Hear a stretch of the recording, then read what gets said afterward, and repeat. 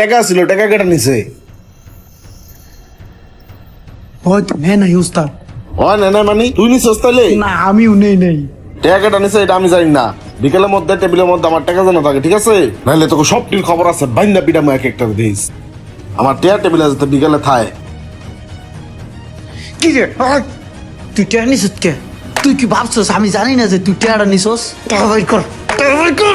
আমি টাকা নেই নাই। তোর দেখ পিছনের মতন দেখা যায় তুই টেয়া নিছস। টাকা দে। বিশ্বাস কর ভাই, আমি টাকা নেই নাই। তোর লিখে যদি আমরা মার খাই সবাই, তোরা কিন্তু মার গেলাম রে রুমান্ডা। দেটা দে। আমি নেই নাই টাকা, সত্যি কইতেছি। তাহলে টেয়া গেল কই? তুইও নেস নাই, আমিও নেই নাই, পোলা পাই না নেয় নাই। মার তো ফিরে তো বেটা। তাইলে হুন একটা বুদ্ধি করি।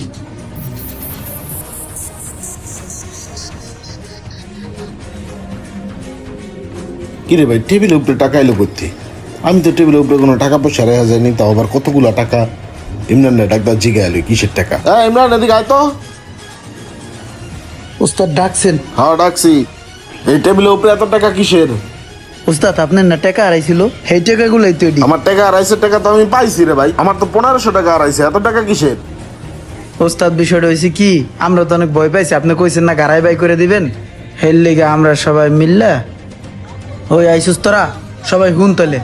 ওস্তাদের তো টেবিল উপরে তো টেয়া আইছে বুঝছোস। ওস্তাদে কইছে এই টেয়া যদি না পায় সব কটার ঠেঙ্গাইয়া গাড়াই ঘুরাইয়া গ্যারেজেতে বাই করে দেবে বুঝছোস। এখন তো চাকরি বাঁচাইতে হইব না, আর ওস্তাদের কাছে তো ভালো হইতে হইব, আমরা তো টাকা কেউই নেই। এখন সবাই একটা কাম কর, 1000 টাকা করে দে, জমা দে।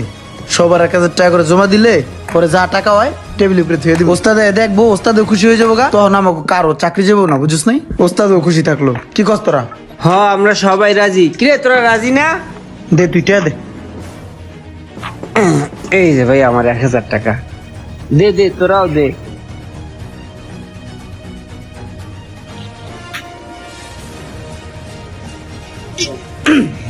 এই যে হলো আমারটা, এর নিয়ে ওস্তাদের টেবিল উপরে থুয়ে দিই বুঝছস। আয় তুই আমার লগে। ওস্তাদ পরে সবার কাছ থেকে নিয়ে আপনার টেবিল উপরে এনে থুয়ে দিছি। ও আচ্ছা আচ্ছা, এই ব্যাপার না? আচ্ছা ঠিক আছে, যার যার টাকা তারা তারা ফিরাই দে। ধর, এই ঘটনাটি একজনের বাস্তব জীবনে ঘটেছিল। আর আরেকটা বিষয় হচ্ছে, যারা যতটা রাগী তারা ততটাই ভালো। এরকম আরো সুন্দর সুন্দর গল্প পেতে আমাদেরকে লাইক কমেন্ট শেয়ার দিয়ে পাশেই থাকুন। আর ভিডিওটি ভালো লাগলে অবশ্যই শেয়ার করে দিবেন প্লিজ।